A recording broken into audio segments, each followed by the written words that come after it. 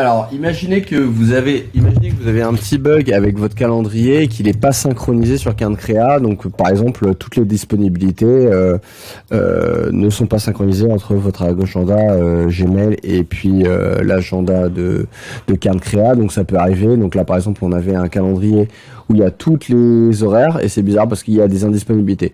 Et bien souvent, c'est quand vous l'avez. Donc là, vous allez dans Paramètres, vous allez dans Calendrier, vous allez dans Connexion, vous vérifiez bien que c'est vous qui est là, parce que sinon vous allez ajouter le calendrier de quelqu'un d'autre, ok. Donc voilà, donc là j'ai mon calendrier qui est bien sécurisé. Alors désolé, ça met 2 secondes à charger.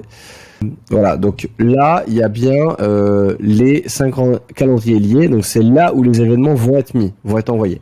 Et ça c'est gérer les conflits, ça veut dire c'est les autres calendriers que vous allez rajouter juste pour vérifier que il n'y a pas de conflit entre les différents calendriers. Pour que ça fonctionne, il faut que les deux soient liés. Et attention, il y a paramètres avancés. Donc, vous voyez, alors pour le calendrier de Mallory, on va voir tout de suite. Et en fait, on voit bien, attention, ils ont bien été connectés, mais ils sont pas synchronisés. Voilà. Donc là, il faut juste ajouter. On va mettre là, ici. Voilà. Ici. C'est bien, voilà, sauvegarder. Veuillez patienter, traiter la demande.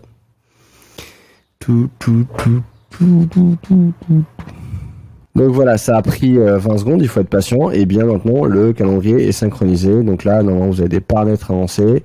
Soit synchronisation par défaut, sens unique, soit synchronisation bidirectionnelle. Ça vous permet de, quand il y a quelqu'un qui crée un événement, aussi que ça le synchronise avec le CRM. Et donc en fait, qu'on ait leur info sur le CRM et tout. Donc ça, c'est pas mal.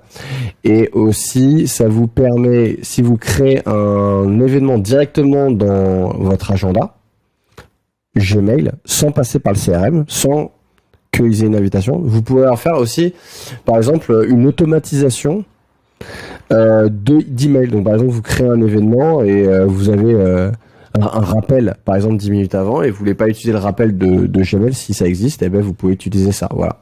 Bidirectionnel. Donc là, on l'a pas activé et comme ça, voilà. J'ai conflit calendrier, ben ça c'est bon. Et puis tout va bien.